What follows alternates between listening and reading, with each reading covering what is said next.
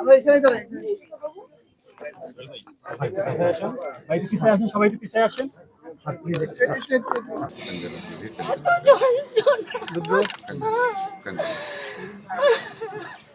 খুব যন্ত্রণা হয়েছে, খুব কষ্ট এই পাশে কটা বুম দিন, ওই পাশে কটা বুম দিন।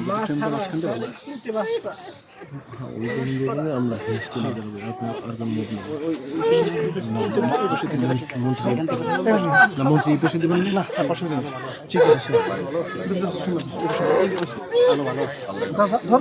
ওই যে এটা আছে আমার সামনে ছিল ভাই, আমার সামনে ছিল। আমরা বুমগুলো সরাই, বুমগুলো সরাই। রুদ্র তিনটে রাখার সুযোগ এটা আপনার ওই কাছে সোহেল ভাই আছেন কেন? আমি যা দেখেছি কালকে রাতেই দেখেছি, আমি নিজেই এটাকে বিয়ার করতে পারিনি।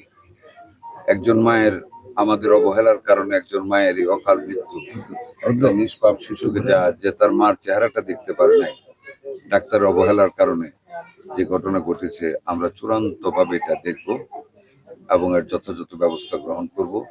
আর এই শোক সন্তপ্ত পরিবারের প্রতি আমার দৃষ্টি থাকবে, আমার সরকারের দৃষ্টি থাকবে, আমার মাননীয় প্রধানমন্ত্রীরও দৃষ্টি থাকবে।